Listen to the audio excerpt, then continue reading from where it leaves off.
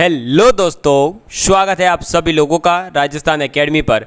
मैं परवीन सिंह। जैसा कि आप सभी लोग जानते हैं, आप सभी लोगों के लिए लगातार सेकंड ग्रेड के लिए जो मैथ्स का पेपर होने वाला है उसके अंतर्गत पीवाईक्यूज और थ्योरी क्लासेस लेकर के आ रहा हूं। ठीक है, और अभी जैसा कि आपको पता है हमारी क्लासेस लगभग अब जो है हम कंटिन्यू रखेंगे। ठीक है, तो हम पीवाईक्यूज के अंदर जो है क्वेश्चंस कर रहे थे और हमने पेपर 2016 का सॉल्व कर रहे हैं, जिसके अंतर्गत तो हम 49 नंबर के क्वेश्चन तक सॉल्व कर चुके थे। ठीक है, चलिए अब हम करेंगे आगे के क्वेश्चंस को सॉल्व।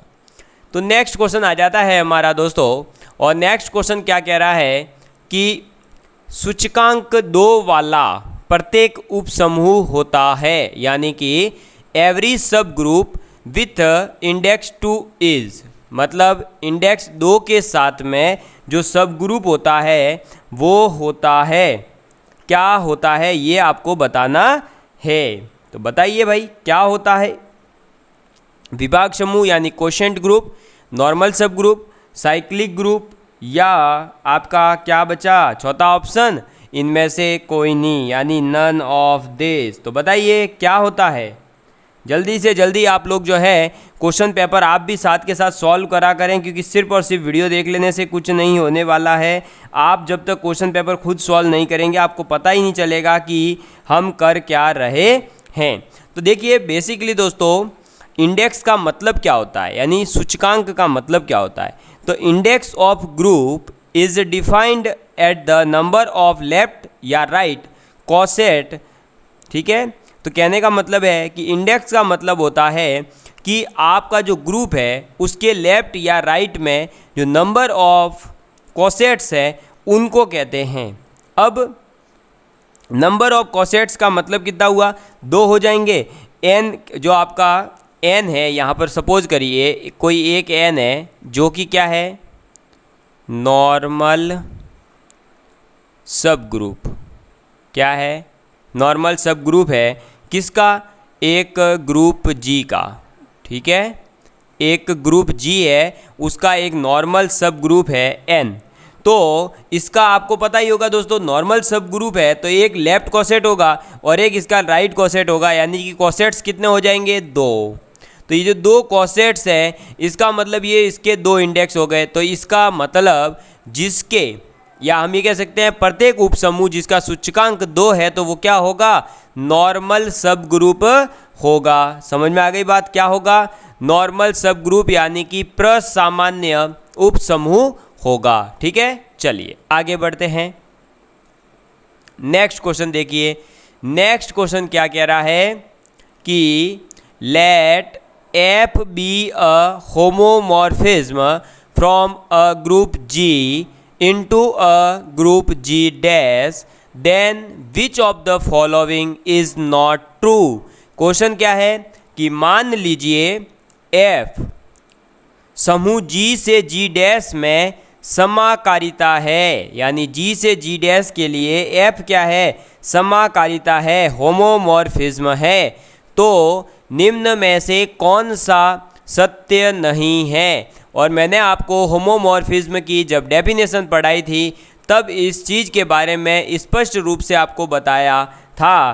तो देखिए दोस्तों, सबसे पहले तो अगर F होमोमॉर्फिज्म है G से G डैश के अंदर, ये F जो है ये G से G डैश के अंदर क्या है, होमोमॉर्फिज्म। ठीक है, क्या है, होमोमॉर्फिज्म।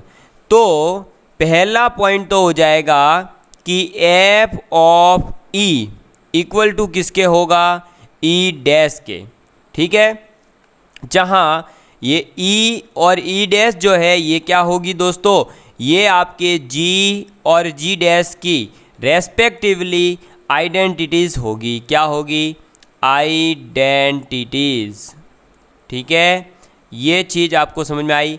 तो पहली चीज़ ये तो होगी ही होगी, यानी F E is equal to E dash होगा ही होगा, जहाँ ई और ई डैश जो है आइडेंटिटीज हो जाएगी।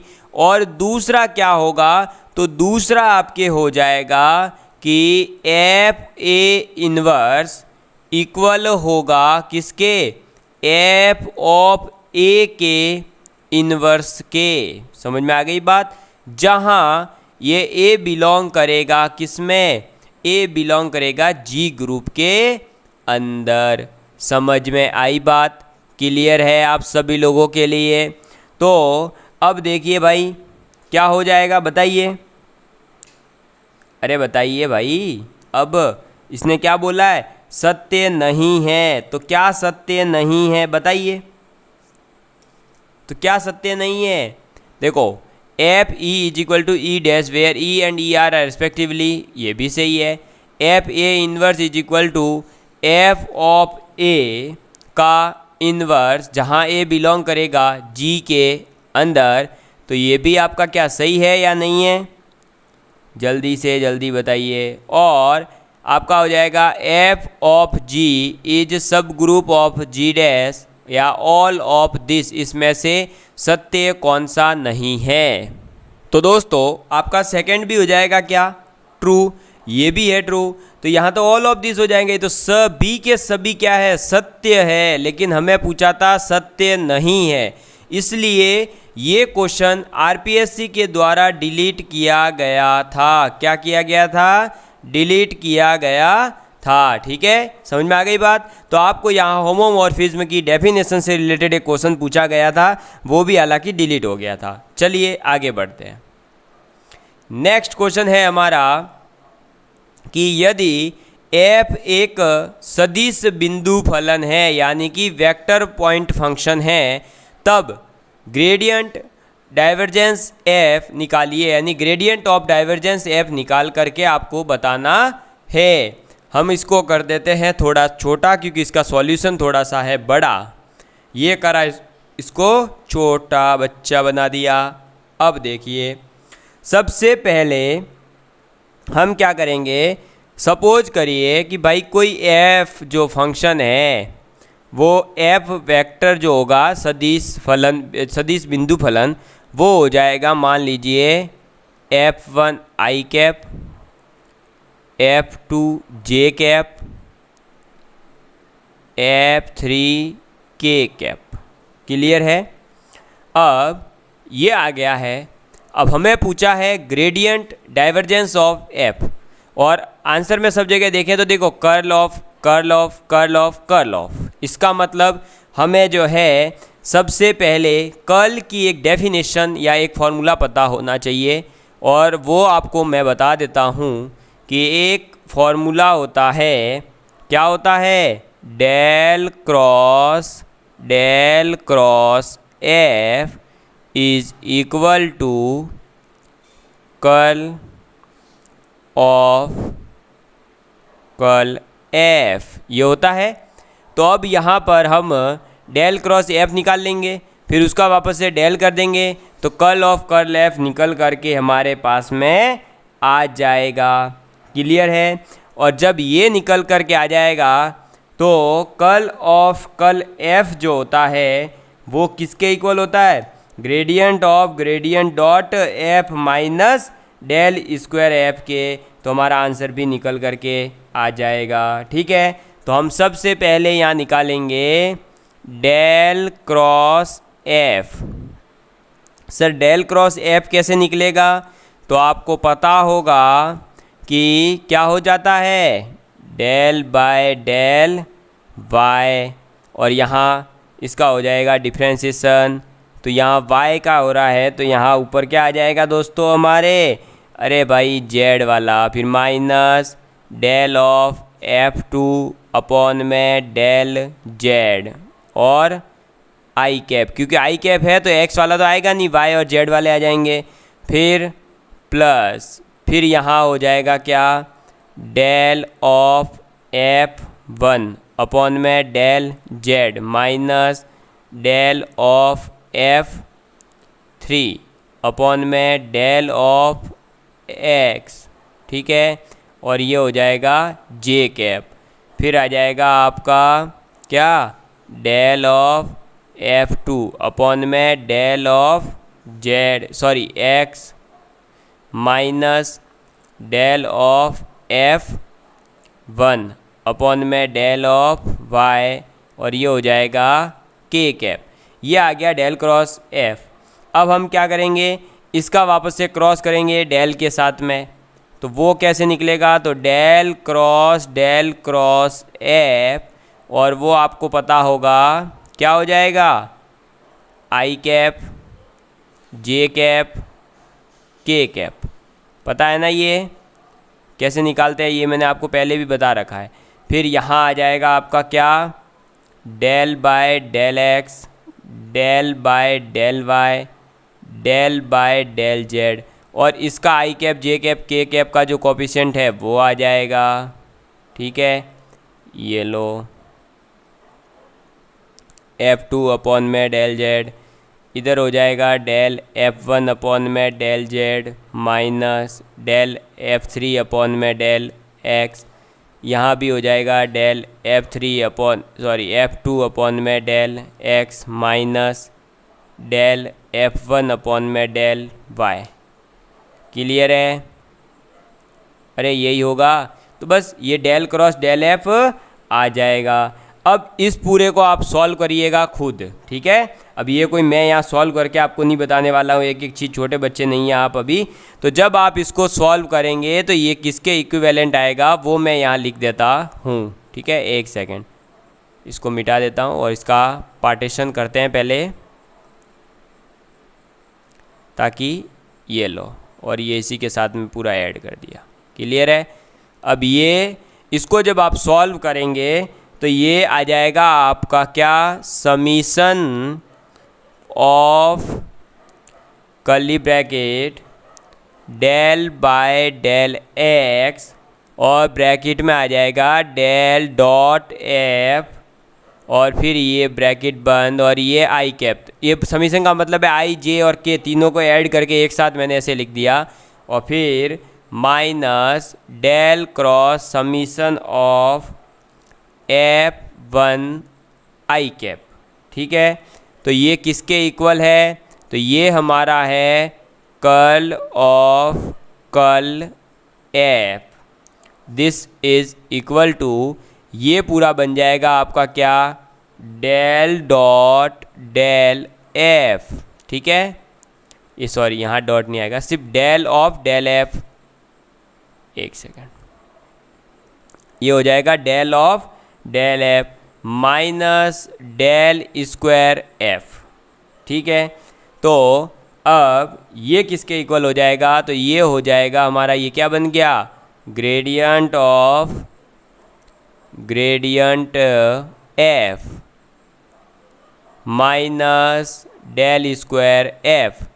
तो ये यहाँ से सॉल्व होकर के आ जाएगा, gradient of gradient F is equal to curl of curl F minus del square F. समझ में आ गई बात, क्लियर है आप सभी लोगों के लिए। तो यही है हमारा आंसर, क्लियर है ना।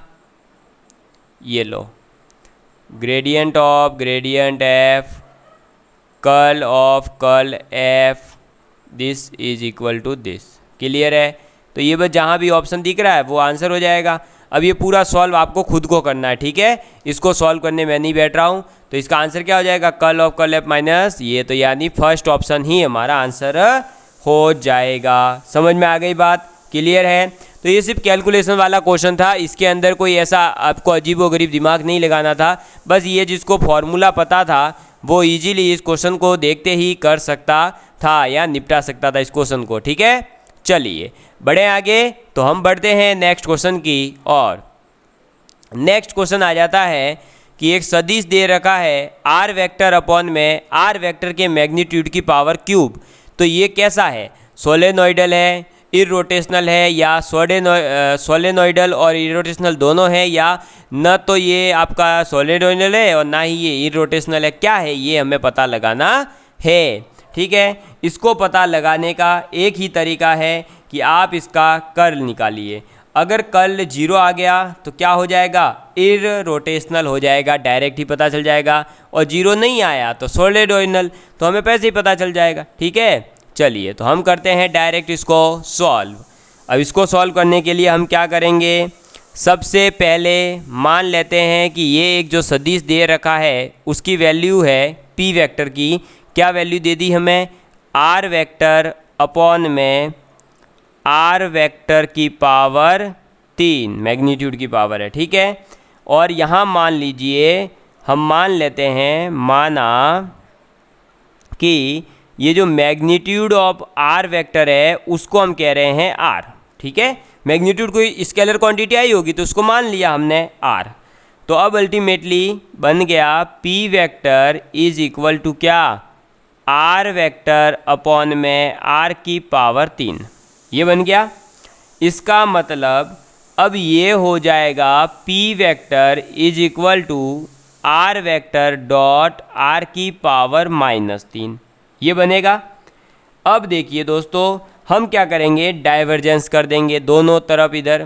तो जैसे ही हमने करा डाइवर्जेंस ऑफ पी वेक्टर, तो divergence of P vector equal हो जाएगा किसके, divergence of R vector dot R की पावर, एक सेकेंड, आर वेक्टर और आर की पावर -3, क्लियर है, ठीक है।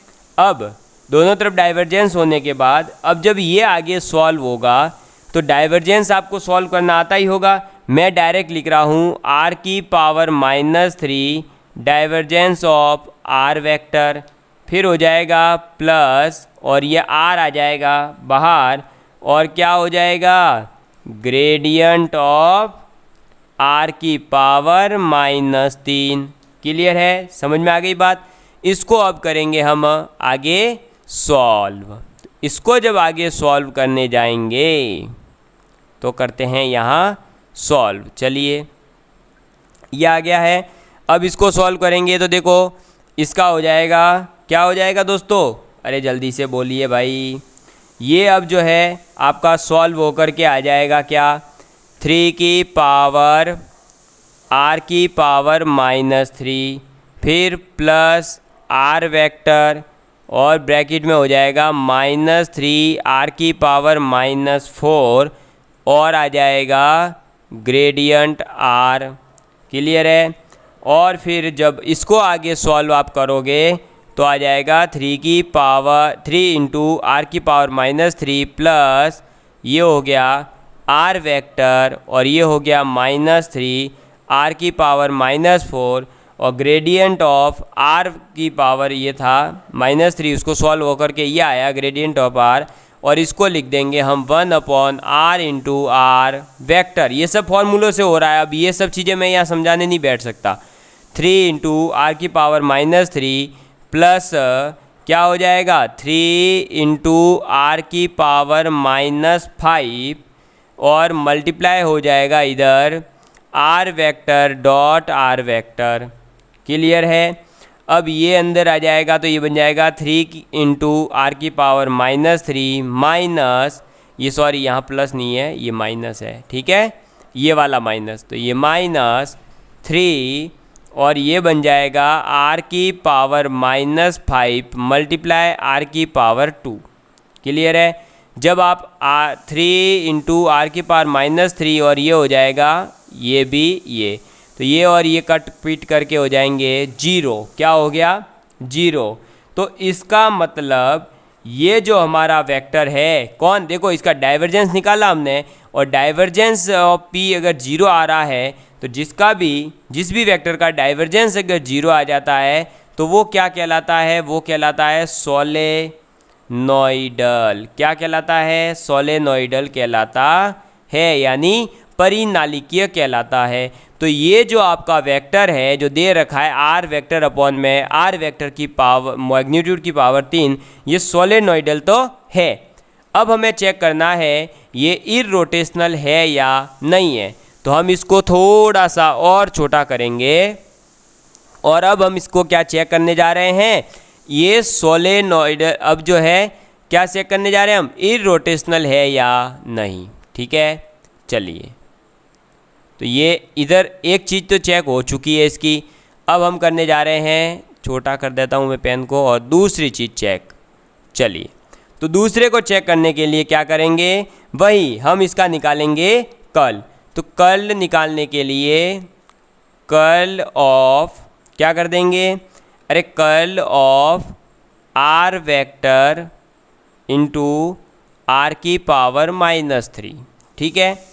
और ये जो है इक्वल होता है कर्ल किसके दोस्तों, ये इक्वल होता है, देखिए मैं इसका पहले फॉर्मूला लिख देता हूँ, वरना आधे लोगों को फॉर्मूले याद नहीं होंगे तो बोलेंगे ये कहाँ से क्या कर दिया। तो फॉर्मूला लिख रहा हूँ मैं यहाँ, देख लेना आप। फॉर्मूला होता है curl of phi A, this is equal to gradient of phi cross multiply with A plus phi of curl A, ये हो जाएगा, ठीक है।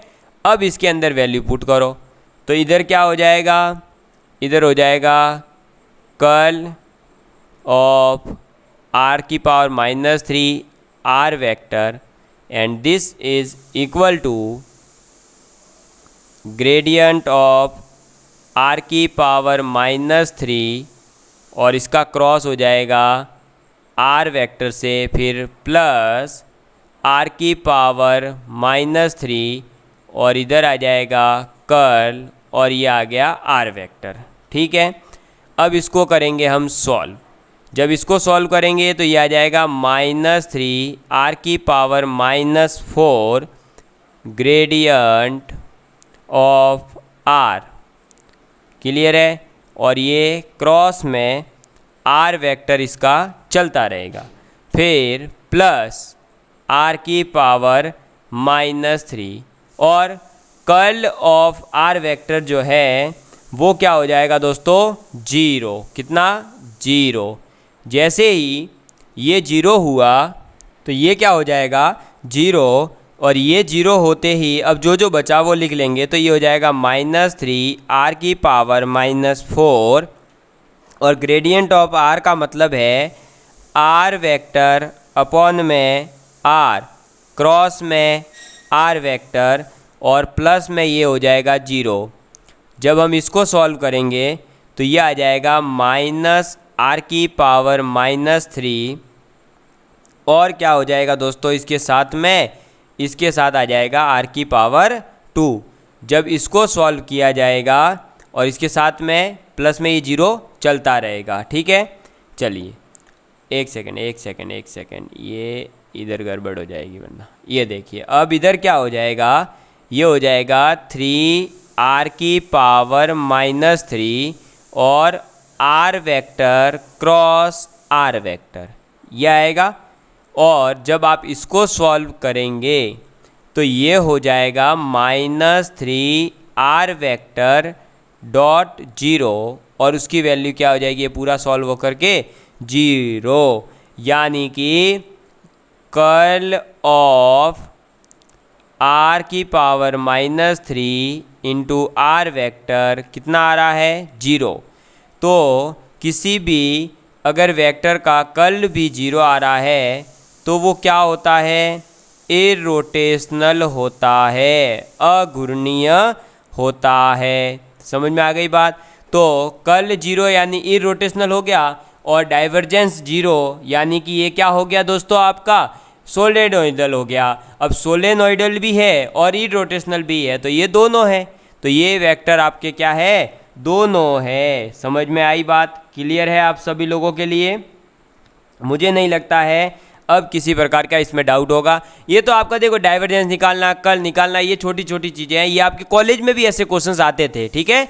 ये आप लोग खुद कर सकते थे, सिंपल क्वेश्चन था। आगे बढ़ते हैं, नेक्स्ट क्वेश्चन आ जाता है कि आपको divergence of gradient tan inverse y upon x आपको निकालना है। मतलब अल्टीमेटली फंक्शन दे रखा है gradient of tan inverse y upon x, उसका आपको डाइवर्जेंस निकालना है, ठीक है।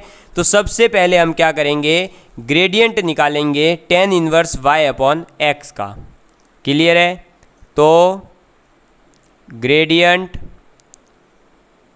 tan inverse y upon x, जब हम इसको सॉल्व करेंगे तो ग्रेडियंट कैसे निकलेगा, डेल अपॉन डेल एक्स और ये function tan inverse y upon X, ये हो जाएगा आई कैप, फिर plus del upon del y और क्या आ जाएगा tan inverse y upon X, ये हो जाएगा जे कैप, फिर plus del upon del z और इधर आ जाएगा tan inverse y upon X, ये हो जाएगा के कैप। क्लियर है? अब ये tan इनवर्स का आपको डिफ्रेंशिएशन वगैरह पता होना चाहिए, ठीक है। तो इसको जब आप सॉल्व करेंगे तो मैं यहाँ डायरेक्ट लिखवा रहा हूँ, देखो एक स्टेप में ही, और ये जब सॉल्व करेंगे तो आपका आ जाएगा y अपॉन में X square plus Y square I cap plus X upon में X square plus Y square J cap, ठीक है। के कैप वाली टर्म जो है वो जीरो हो जाती है इसके अंदर। तो gradient of tan inverse y upon x आप निकालेंगे तो वो आएगा ये, और जब आप इसका डाइवर्जेंस निकालने जाएंगे, यानी divergence of gradient tan inverse y upon X, ये आपको निकालना है, ठीक है। क्या निकालना है? Divergence of gradient of tan inverse of this. अब जब आप इसका डाइवर्जेंस निकालेंगे तो डाइवर्जेंस कैसे निकलेगा? वही डेल अपॉन डेल एक्स और यहाँ पर आप आई कैप की वैल्यू पुट कर देंगे, यानी माइनस वाई अपॉन में X square plus Y square. Clear है? प्लस डेल अपॉन में डेल वाई, तो क्या आ जाएगा एक्स अपॉन में X square plus Y square, ठीक है। और जो बाकी वाला बचा वो तो हो जाएगा टाटा बाय बाय जीरो, भाई जेड वाला। तो फिर जब आप इसको सॉल्व करेंगे तो y बार लेंगे, इसका करेंगे, इसको बार लेंगे, y का करेंगे, वो पूरा आप जब सॉल्व करा के करेंगे इसको सॉल्व, डिफ्रेंशिएशन जब आप कर लेंगे तो आ जाएगा 2xy माइनस 2xy अपॉन में X square plus Y square, और इसकी पावर भी आएगी 2। वो आपको पता ही है, यहाँ पर स्क्वायर हो जाता है ना दोनों का, जब u अपॉन v का डिफ्रेंशिएशन करते हैं तो v स्क्वायर आता है, वो v स्क्वायर ही है और कुछ नहीं है। ऊपर वाला सॉल्व होकर के ये हो रहा है और ये हो जाएगा 0। इसका मतलब क्या हुआ कि divergence of gradient of tan inverse y upon x की वैल्यू कितनी होगी? 0 होगी, यानी सेकेंड ऑप्शन आपका सही था। तो आपको पहले तो ग्रेडियंट निकालना आना चाहिए था फंक्शन का। ग्रेडियंट निकालने के बाद में आपको उस जो भी वैल्यू आ रही है उस वैल्यू का डाइवर्जेंस निकालना आना चाहिए था। जब आप ग्रेडियंट और डाइवर्जेंस निकाल लेंगे तो आपका आंसर आ जाएगा और 0 आंसर आएगा। अब पूरे स्टेप से आप खुद सॉल्व करेंगे, ठीक है। चलिए बढ़ते हैं आगे नेक्स्ट क्वेश्चन की ओर। नेक्स्ट क्वेश्चन है परिवहन समस्या से संबंधित, यानी ट्रांसपोर्टेशन प्रॉब्लम जो होती है वो क्या है? Degeneracy in transportation problem occurs if matrix m cross n। मतलब आपसे कह रहा है कि परिवहन समस्या के अंदर अपभ्रष्टता उत्पन्न होती है, डिजनरेसी डेवलप होती है या आपकी प्रोड्यूस होती है या अकर्स यानी कि मिलती है। कब? जब रिक्त कोष्टिकाओं की संख्या m प्लस n माइनस 1 से कम हो या बराबर हो या ज़्यादा हो या प्लस 1 से ज़्यादा हो। बताइए। तो आपको बता दूं कि इसकी सीधी सी कंडीशन है कि degeneracy in transportation problem occurs if and only if empty cells, यानी कि रिक्त कोष्टिकाएं जो है वो ज़्यादा हो किससे?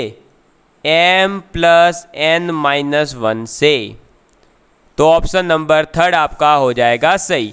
रिक्त कोष्टिकाओं की संख्या m प्लस n माइनस 1 से ज़्यादा होगी। तो अब ये m और n की वैल्यू कहाँ से आएगी? तो ये मैट्रिक्स पे डिपेंड करेगी कि मैट्रिक्स कितनी है। यहाँ मैट्रिक्स थी m क्रॉस n की, तो m प्लस n माइनस 1।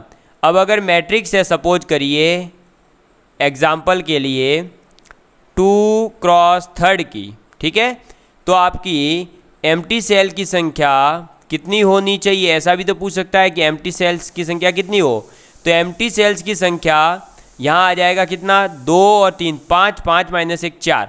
तो एम्प्टी सेल्स की संख्या अगर 4 से ज़्यादा है तो आपके इस ट्रांसपोर्टेशन प्रॉब्लम के अंदर डीजनरेसी डेवलप होगी, अदरवाइज नहीं होगी। समझ में आई बात, क्लियर है आप सभी लोगों के लिए। चलिए आगे बढ़ते हैं। नेक्स्ट क्वेश्चन है आपका 59 और 60। ये दोनों क्वेश्चन आपको बता दूं दोस्तों, आरपीएससी के द्वारा डिलीट कर दिए गए थे। ठीक है, दोनों ही क्वेश्चंस गलत थे, इनके आंसर्स नहीं मिल रहे थे, तो दोनों ही क्वेश्चंस आपके जो है एग्जाम में डिलीट कर दिए गए थे। क्लियर है, समझ में आ गई बात। अब वैसे आपको बता दूं कि इनको करना हो तो क्या कर सकते हैं, जैसे देखो F of 1 is equal to 2, अगर x लेते हैं तो एफ ऑफ 2 इक्वल टू 4 नहीं आ सकता, ये गलत है। एफ ऑफ 1 अगर देखो 1 पुट करते हैं तो 2 आ रहा है, 2 पुट कर रहे हैं तो 4 आ रहा है, ठीक है, लेकिन 3 पुट करने पर 4 आ रहा था, जबकि यहाँ 7 चाहिए, ये भी गलत था। ये 1 वाला कभी हो नहीं सकता था।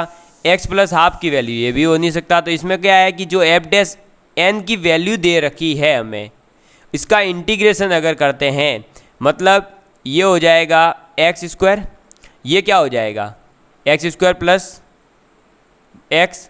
तो ऐसे आपकी जो वैल्यू जा रही थी उसमें ये पुट करने पर हमारे को कोई आंसर मिल ही नहीं रहा था, इसलिए ये हमारा क्वेश्चन गलत थे दोनों। क्लियर है, तो आपको इन दोनों क्वेश्चंस को छोड़ देना है और आगे के बचे हुए जो क्वेश्चन है ये हमने 60 क्वेश्चंस तक का सॉल्व कर लिया है। ठीक है, आगे के क्वेश्चन हम करेंगे अगली क्लास के अंदर। आप लोगों को ये वीडियोस कितनी हेल्पफुल है प्लीज़ कमेंट करके ज़रूर बताइएगा। धन्यवाद, love you all of you and take care.